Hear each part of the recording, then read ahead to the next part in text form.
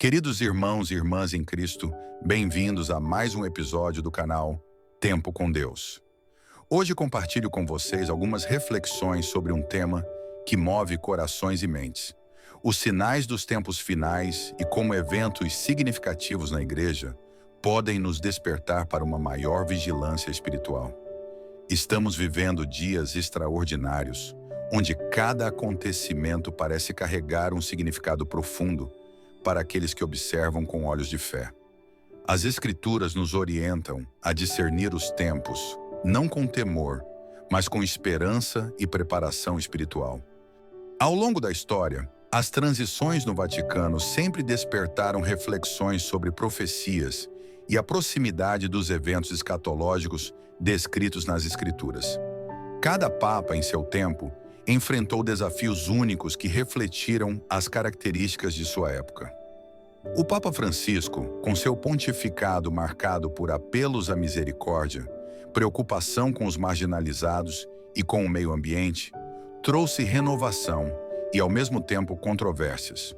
Como cada líder espiritual importante, sua missão se conecta ao grande plano divino para a humanidade.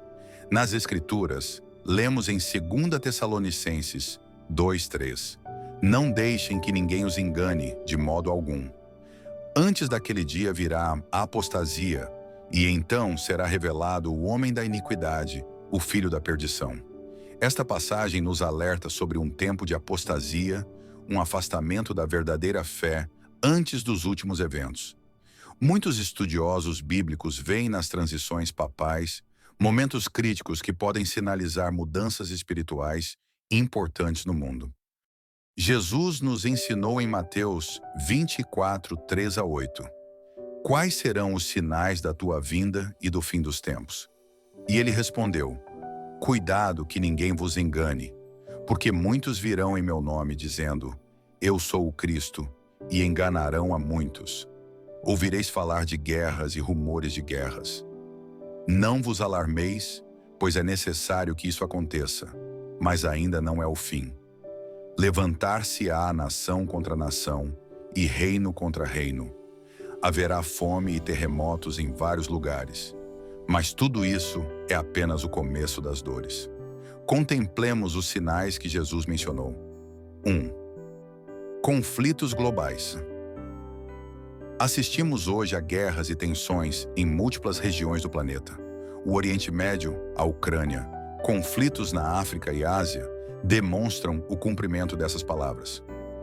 Desastres naturais.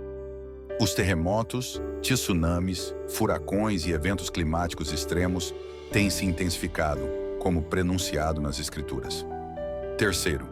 Pandemias. A recente crise sanitária mundial nos lembrou da fragilidade humana e da necessidade de preparação espiritual. 4. Transformações morais. Paulo advertiu em 2 Timóteo 3, 1-5. Nos últimos dias sobrevirão tempos terríveis.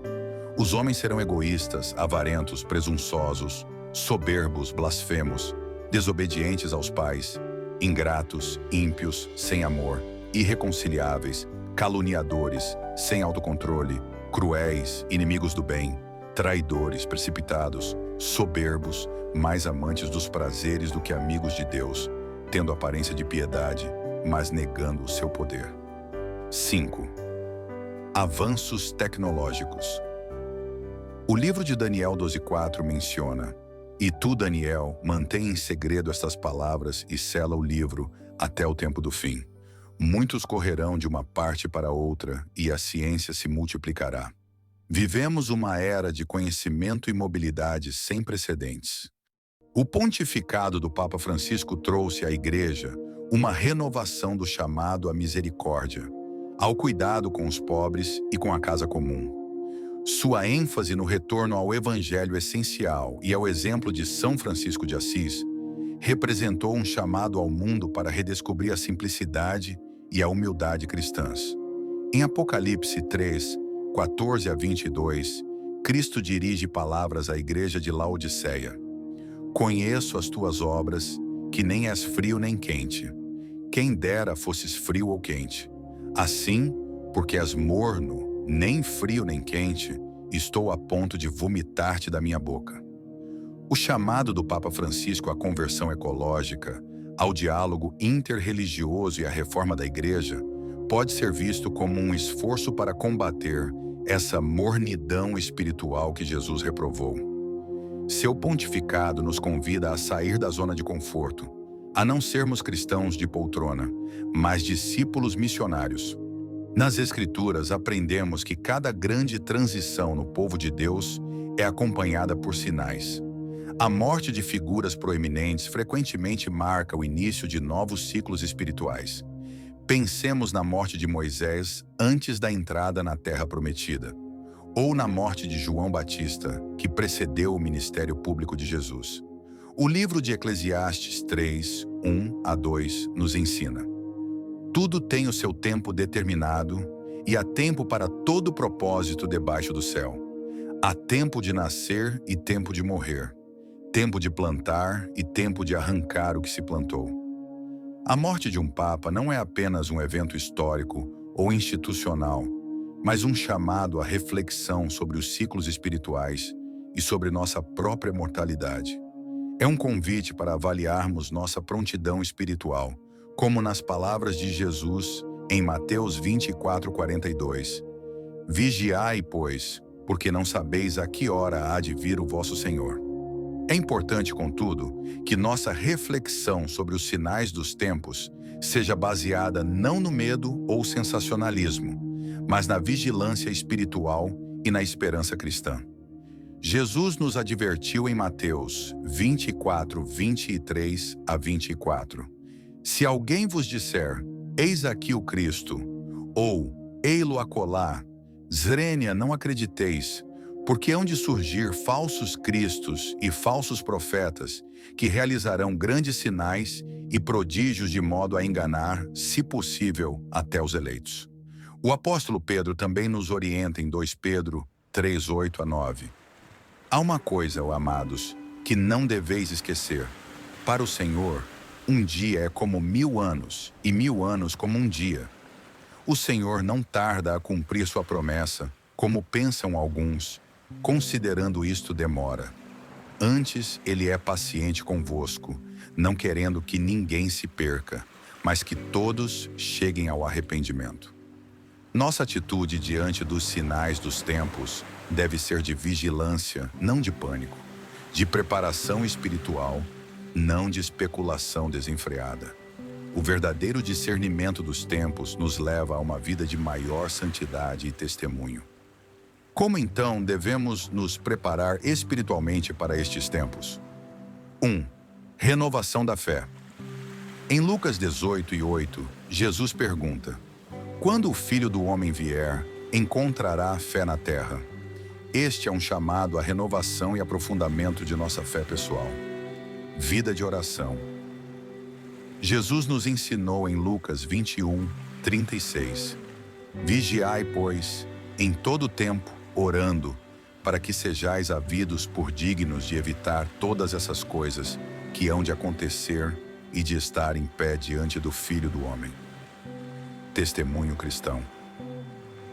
Em Mateus 5:14 a 16, Jesus nos chama a ser luz do mundo.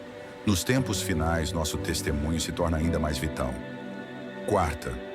Obras de misericórdia. Em Mateus 25, Jesus deixa claro que seremos julgados pelo amor que demonstramos aos necessitados. Estudo das Escrituras. Paulo escreve em 2 Timóteo 3:16, 17. Toda a Escritura é inspirada por Deus e útil para o ensino, para a repreensão, para a correção e para a instrução na justiça, para que o homem de Deus seja perfeito e perfeitamente habilitado para toda boa obra. Irmãos e irmãs, não vivemos tempos de desespero, mas de esperança. A cada grande transição na história da Igreja e do mundo, Deus permanece soberano, conduzindo todas as coisas conforme seu plano perfeito. Paulo nos assegura em Romanos 8:28. Sabemos que todas as coisas cooperam para o bem daqueles que amam a Deus, daqueles que são chamados segundo o seu propósito. A morte de líderes espirituais, as crises mundiais, os sinais dos tempos. Tudo isso deve nos despertar não para o medo, mas para uma fé mais profunda e uma esperança mais firme no retorno de Cristo. Que as palavras de Jesus em João 14, 1 a 3 ecoem em nossos corações. Não se turbe o vosso coração, credes em Deus, crede também em mim. Na casa de meu pai há muitas moradas. Se não fosse assim, eu vô-lo teria dito: vou preparar-vos lugar. E se eu for e vos preparar lugar, virei outra vez e vos levarei para mim mesmo, para que onde eu estiver, estejais vós também. Que a paz de Cristo esteja com todos vocês. Até o próximo Tempo com Deus. Não se esqueça de se inscrever no canal, ativar o sininho das notificações e compartilhar a mensagem, para que mais pessoas estejam preparadas.